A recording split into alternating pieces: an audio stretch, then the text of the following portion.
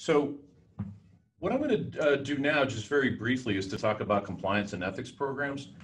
And it's a fairly complex topic in the sense that there's lots to talk about in terms of what an element is or what the elements are of an effective program and exactly how you create one and how you satisfy all the elements.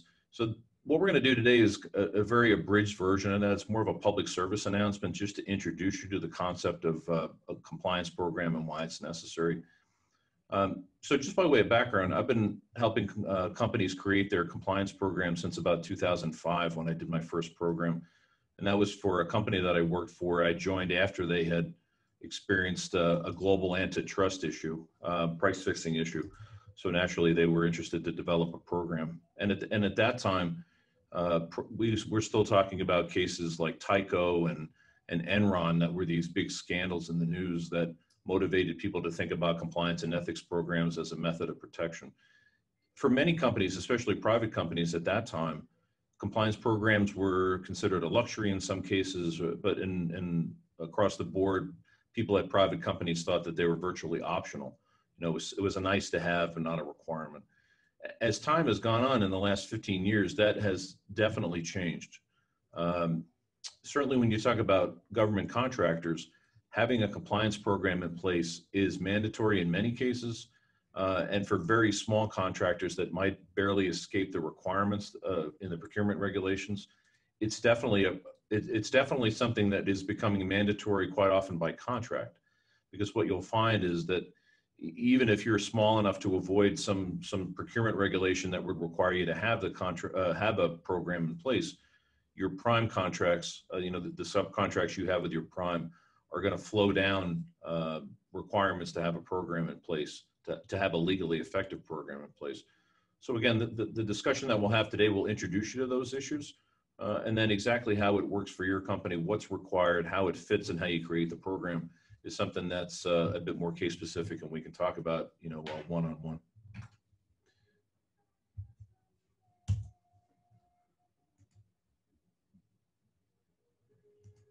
So the legal and regulatory background, as I said, there are many regulations at the agency level that require federal contractors to have programs, to have effective compliance and ethics programs in place. By the way, when I talk about compliance in this context, I'm not talking about specific regulatory compliance like you would find, let's say, in the FDA regulations, where a pharmaceutical company has got very specific regulations. Financial services is another example of a highly regulated business. When I say compliance in this context, I'm thinking about general ethics, compliance with the law generally. And then, of course, when you talk about federal contracting, we want to be sure that we're complying with the procurement regulations. There's also Department of Justice guidance here that I think is very interesting and very helpful. One of the reasons that a company would want to have a program in place is to have what I think about as an insurance policy in place. DOJ prosecutorial guidance indicates that prosecutors can decide not to charge companies in certain cases or to have deferred prosecution agreements or non-prosecution agreements with companies that have got a legally effective program. Because the thought there is that the company has done what it can to avoid legal violations by its employees, and to the extent it might happen, it's either accidental or it's because of the actions of a rogue employee.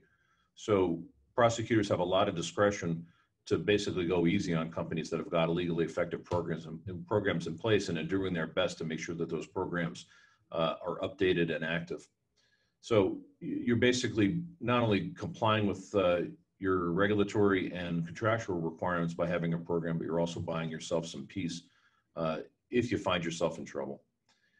I say that it overlays with employee relations because a compliance program really dovetails with how you work with your employees and what kind of requirements you have with them, how you manage those people. Because you basically need to, for lack of a better word, you need to flow down these compliance and ethics concepts to your employees. You need to train them. You need to make them understand why compliance is really important and how it's critical to your business. And the way that you do that is quite often by partnering with your human resources folks. Here's an area that I think a lot of companies fall down on. You'll see in a minute when we look at the list of elements that where you start from is having policies and procedures in place. You have a code of ethics or a handbook about ethics in place. And you can do all of the documentary things that you need to do, but quite often companies fall down on their risk assessment responsibilities because the law is going to require us to have not only documents in place and training in place, but maybe just as importantly, to take the time to assess risk within your organizations, to spend the time with your employees and your executive team to understand what the risk is in your particular company, identify the risk areas that you face, and come up with a prioritization of those risk areas, and start working on them. Do what's called remediation, fix those issues, either recognize that they're there and get rid of them, manage them in some way, buy insurance for them, etc. So the name of the game is assessing what the risk is and fixing it or dealing with it in a meaningful way within the company. And again, that's where a lot of companies fall down. So here are the elements of an effective program, just really summarized at a high level. Number one, you need to have policies and procedures in place to tell employees what the rules of the road are. Quite often we do that in a handbook, or we add a handbook on top of more specific policies so that employees have a reference tool and a summary of what their requirements are. Number two is having a chief compliance officer or a senior leader in place that's going to lead the compliance program. That person should be someone who's got authority within the organization to speak directly to the board of directors if that is necessary. And the reason you want that is so that even the executives within the company are going to be subject to the rules of the road, and you have somebody who can address failings by the executive team. You need to have somebody that can reach out to the board of directors without having to go through the executives who might be the ones that are creating the problem. Number three is education and training. You need to tell employees and explain to them how the rules of the road or the policies apply to them and what they need to do to follow them. What we tell clients is that having a live training program is really helpful where you can do it, so that you've got somebody standing in front of the room explaining to people what applies to them and answering questions as you go. That may not be so easy for many companies, especially if you have remote offices or, in the current situation with COVID-19, it's certainly not an option for many companies. So companies use a combination of live training and online resources. Some of them are out of the box. Some of them are vendors that can give you general training segments. A lot of our clients call on us to partner with HR and create training programs that are tailored to their particular businesses. Some combination of all of those things I think works for most. Number four is reporting. You need to have a system in place that enables employees and your business partners, outside the company, to report concerns about ethics violations or ethics risks, to discuss concerns that they have, and to get assistance with those. The reporting mechanism that many companies use, especially larger companies, is to have a hotline in place, a phone number that people can call and speak to a live representative, or have an email system in place, even a text message system. One of the things you need to keep in mind is that there needs to be an anonymous option, meaning that people don't have to identify themselves when they use that resource. And that you can understand why we have that. That's because some people feel that they're subject to retaliation if they report or they discuss compliance concerns, especially when it applies to their superiors. So you want people to feel comfortable to raise the issue without fear of retaliation. And one of the policies, by the way, to go up to the first item on the list in terms of policies, is to have a very strong and clear anti-retaliation policy, so that managers understand that they can't retaliate against their subordinates, and even subordinates can't retaliate against their peers for reporting a compliance concern. Monitoring and auditing was what I was just talking about. This process that is an ongoing one, not just a one and done, but an ongoing process to monitor risk of compliance violations within your company, to work with your auditors in that respect too, to the extent that you're using accountants to do your audits on an annual basis, but to spend time talking to your executives and your rank and file to understand what they see in their day-to-day work, assess the risk that there might be a compliance violation.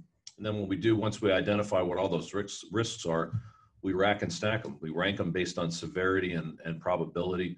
And that enables the management team in conjunction with the chief compliance officer to come up with a remediation plan. So you monitor, you audit, and then you prioritize and then remediate. Consistent enforcement is really important. You know, when we think about enforcement of these, I guess, violations of the rules, if you will, is that you need to consistently enforce it top to bottom within the organization. The CEO needs to live by the same rules as someone at the lowest level of the organization and everyone else in between. So the tone, you know, this idea that that the entire company is subject to the program is, you know, called tone at the top. It needs to come from the CEO, but the CEO needs to be as subject to these rules as anyone else in the company. And you need to apply them. You need to apply them with consistency, so that person A, when they violate one of these compliance rules, is going to get the same treatment as person B. And that's another place where it dovetails into the human resources area. You want to be sure that you're not treating people differently for the wrong reasons, because there's favoritism, or and also what you want to avoid is a disparate treatment of people who are in protected classes as well. And then lastly, prompt responses. You know, when a compliance concern is raised, it needs to be dealt with on a prompt basis by the chief compliance officer and the organization in general. So you need to look at each of these reports. You need to investigate them where you can, you know, and exactly how you respond is going to depend on the severity of the report and how much information that you have. But again, you want consistent approaches to these things to be sure that you're dealing with it on a prompt basis and you're dealing with it on a consistent and regular basis. So again, this is the last slide on compliance and ethics. But again, I want to just say that this is really just a very high level exposure to this topic. And exactly what an organization should do to create a program and implement it is going to depend on the size of the company, the resources, and the nature of the business. But the takeaway here is that you need to have a program if you're going to be a federal contractor, for sure. And I would tell you that even if you decide that your company is not right for federal business, having a compliance program in place is going to be something that you not only want to have, but you may be required to have by virtue of your other private business relationships as well.